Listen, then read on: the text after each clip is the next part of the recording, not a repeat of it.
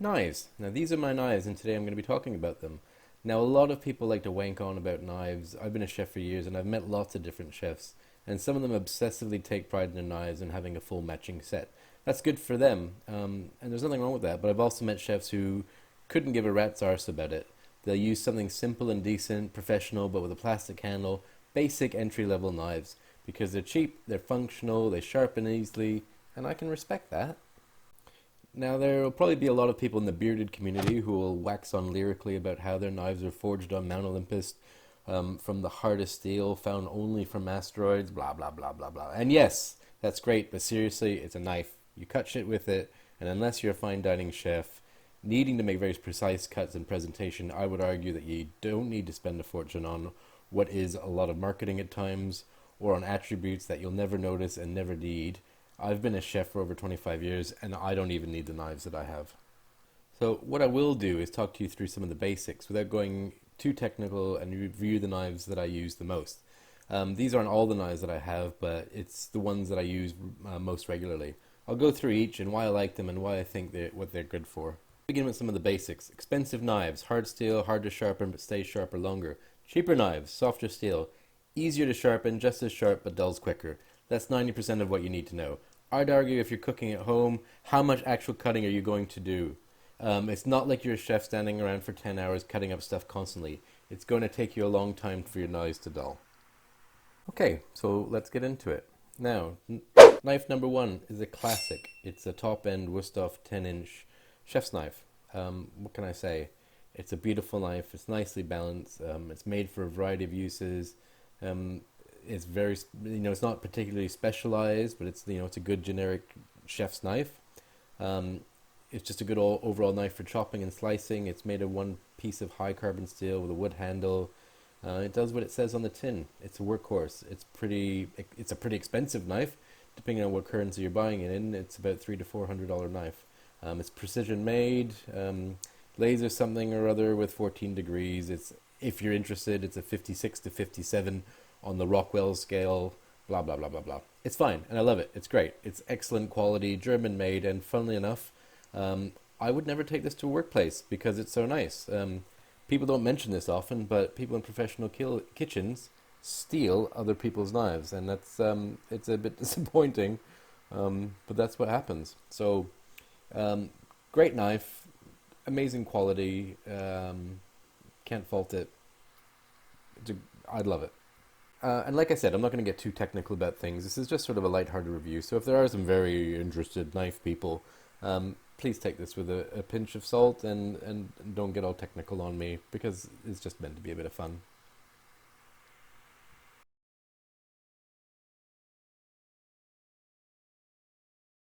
Now, knife number two, another classic. It's the knife I've used the longest. It was my first knife I had in cooking school when I was training at the Cordon Bleu.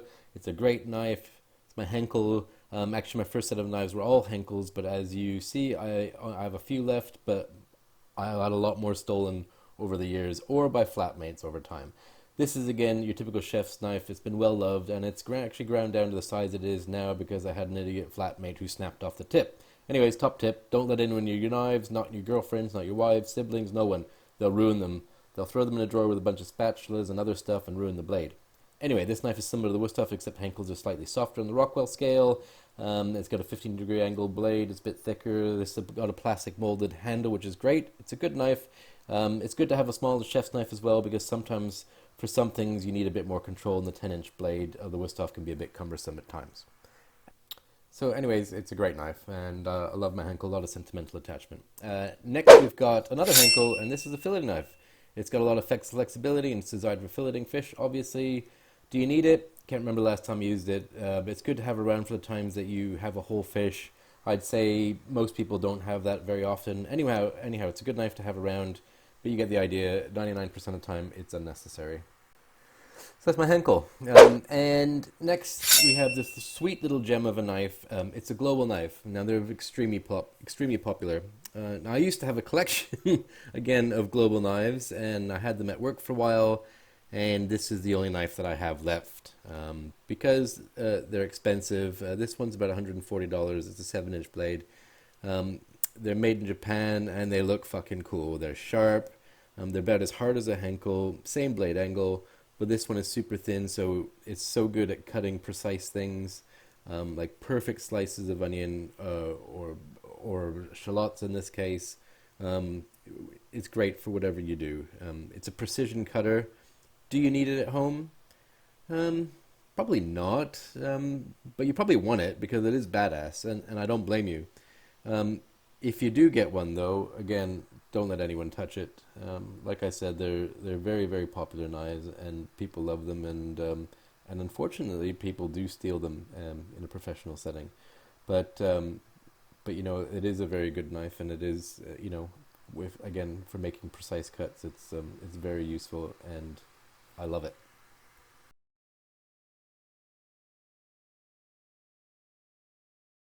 Now, next we have my original Henkel turning knife. This is what the blade is supposed to look like, and this is what you're supposed to do with it.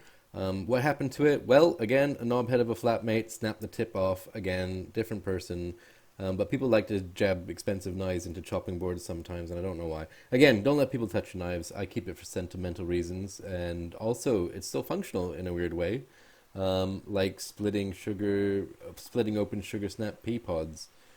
Um, I think they're decent knives to have around, but for turning vegetables, um, how often do people turn vegetables anymore? I mean, it's a very it's very typical in classical French cooking, which is what I trained in. So obviously I needed to have a turning knife for that. But they're not very common anymore, and I don't actually think Henkel make one that resembles this anymore. I think they probably do make a turning knife, but not in this style anymore. Do you need it? Probably not, but it sure is nice to have, and it is a bit unusual, but I do like it. Now, next we're moving on to these handmade knives I've got. I saw them advertised online, and I thought, holy crap, that looks so cool and scary. Fuck it, I want to try that. So I did. And what can I tell you? It's called a Daoji knife, and it's made in China from high carbon steel, imported from Japan. It isn't stainless steel. It will oxidize and have a natural kind of patina happening, and it needs looking after. And if you're precious, you'd be wanting to polishing and putting it up from time to time. Now, I don't know a heck of a lot about it, but I can tell you this: it's fucking sharp, and it's totally badass, and I love you. I love it. I've had it for almost a year, and I've never sharpened it. I love how it feels. I love that you can use the whole blade and even cut with the at a bizarre perpendicular angle with the top of the knife if you need to, and you can scoop stuff up with it. It's a fantastic knife. It's only about $100. Why wouldn't you want it? It makes great precision cuts if needed. It's fantastic. I love it. Next in the set, I ordered a Chinese butcher's knife. Again, this is made from high quality manganese blade. I've only used it a few times, but god damn, she's sharp. And the curved blade is perfect for doing things like deboning a rack of lamb or even more complicated deboning. In cooking school, we had traditional French knives for deboning a shoulder of lamb, and it was a nightmare. It took forever. If I had this knife, that would have been a total different story. This knife is badass. It's super sharp. I love the great shape. It's perfect for deboning stuff and doing butchery work. Um, I think it's ideal, and it's a beautiful knife.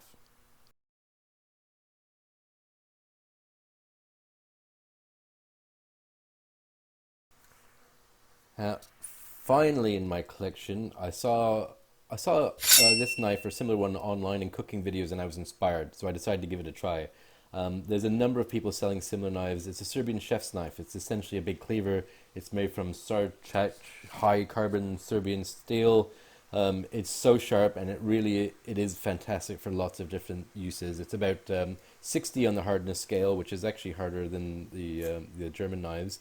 It does fantastic precision cutting, and it has this ability when you're cutting something hard like a carrot that really thin, it will make a nice, clean, perfect cut because of the sharpness of the blade, but also because of the weight of the knife with great follow through. It's fantastic. It has this broad face to scoop things up with. It might seem unusual, but quite seriously, this is a great knife, and I absolutely love it.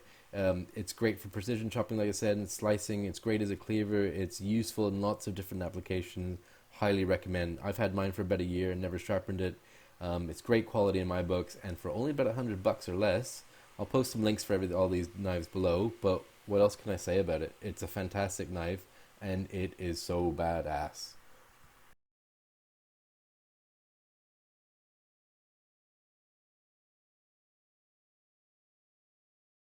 So, look, I hope you've enjoyed watching and looking at my knife collection here.